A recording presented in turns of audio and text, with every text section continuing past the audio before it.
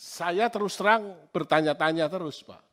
Ini apakah memang benar kita punya kemampuan bayar yang sound and clear untuk ini? Ke masing-masing unit keuangan. Saya beri kesempatan kepada Pak Haris. Baik, terima kasih pimpinan, yang terhormat pimpinan dan rekan-rekan anggota Komisi 11, yang terhormat Pak Menteri Keuangan, Pak Purbaya, beserta jajaran para wakil menteri dan sekjen, beserta seluruh jajarannya. Nah, ini pertama-tama selamat, Pak.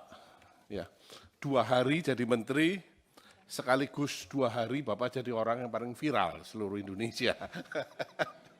Ya. Dan ada satu komentar Bapak yang paling menarik, Pak, yang saya sukai, Pak. Tumbuh 6-7%. Ya. Padahal kita tahu APBN 2026 dipatok di 5,4%. Nah, kita juga tahu bahwa PHK masih terjadi, Pak. Pengangguran walaupun turun, ya, masih terasa di masyarakat. Angka kemiskinan juga walaupun turun, masyarakat daya belinya masih susah. Defisit APBN 2,48%, itu harus dijaga ketat. Utang jatuh tempo tahun ini cukup tinggi, dan juga tekanan internasional juga belum terlalu positif. Tetapi semangat yang Bapak munculkan, 6-7%, ini adalah semangat yang menurut saya bagus sekali. Harapannya adalah memang akhirnya angka 8% yang berkali-kali disampaikan oleh Presiden Prabowo bisa tercapai. Kita sama-sama ingin mencapai ke sana. Tapi persoalannya adalah di 5,4% pertumbuhan ekonomi itu, kalau geser ke 6-7%, tentu kan ada parameter lain yang berubah. Yang berubah itu apanya, Pak? Apakah kemudian utangnya dilonggarkan, sehingga utang kita membesar, sehingga kemudian fiskalnya lebih ekspansif lagi, atau apanya? Sehingga bisa tumbuh 6-7%. Dan kira-kira itu akan tercapai kapan, Pak? 6-7% ini. Karena jangan sampai nanti harapan, karena Bapak juga mengatakan dalam 3 bulan akan cerah sekali, rasanya harapan kita semua, Pak. Tapi persoalannya adalah apa yang dirubah dibandingkan dengan Menteri Keuangan yang lama, sehingga bisa akseleratif ke 6-7%.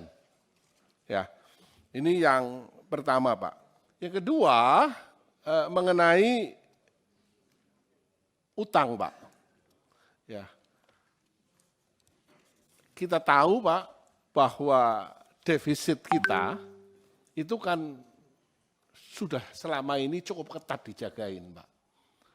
Apakah ada wacana untuk kemudian dilonggarkan? Kita tahu untuk tahun ini, Pak, 1.300 triliun, utang jatuh tempo berikut bayaran bunganya. Ya. Nah, saya terus terang bertanya-tanya terus, Pak. Ini apakah memang benar kita punya kemampuan bayar yang sound and clear untuk ini? Dan untuk tahun depan kira-kira seperti apa, Pak? Jangan sampai terjadi default. Saya yakin kalau Pak Purbaya dengan segala macam pengalaman yang Bapak sudah miliki sebelumnya, dengan didukung oleh para wamen yang luar biasa dan seluruh jajaran eselon 1 Kementerian Keuangan yang sudah teruji, harapannya sama-sama, Pak, kita bisa mencapai dan membuat Indonesia menjadi lebih baik. Terima kasih. Dikomplain katanya Pak, MBG tadi ya, penyerapan pajaknya rendah. Saya tanya sama teman-teman keuangan, gimana monitoringnya? Ya dia bilang bagus-bagus saja, tapi ternyata enggak, jelek. Loh, terus kita apain? Ya nggak tahu. Saya bilang begini, ya udah Nanti sebulan sekali kita akan jumpa pers dengan kepala MBG. Nanti kalau penyerapannya jelek, dia suruh jelasin ke publik, saya di sebelahnya. Dan program-program yang lain yang lambat itu akan saya sisir. Saya kan baru hari ketiga dan rapat. Udah keburu rapat di sini, jadi belum lihat detail seperti apa. Tapi kami akan sisir. Bagian-bagian lambat kami percepat.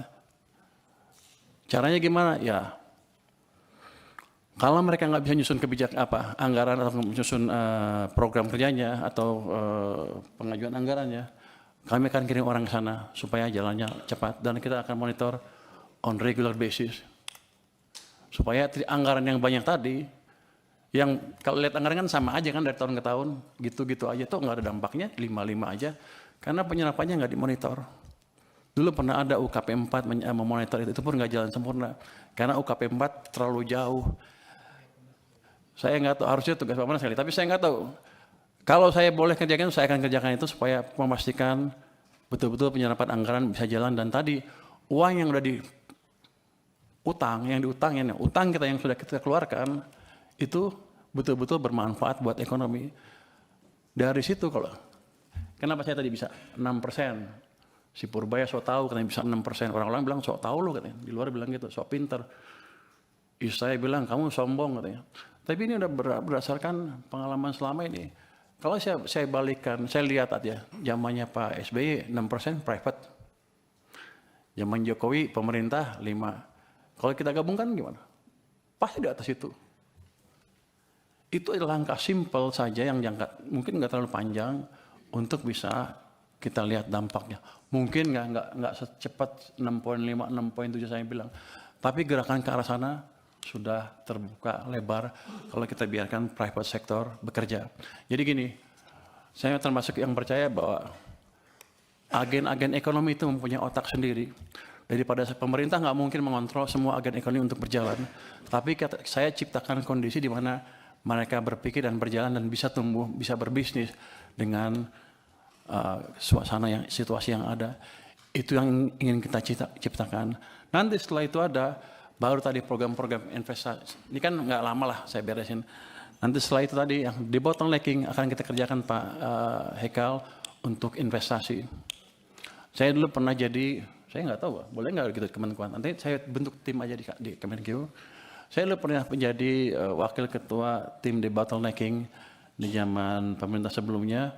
Ketuanya pada waktu itu Pak Yasona Lawli dengan beberapa Kemenko. Itu kita sidang setiap minggu, Senin 7 kasus kita putuskan.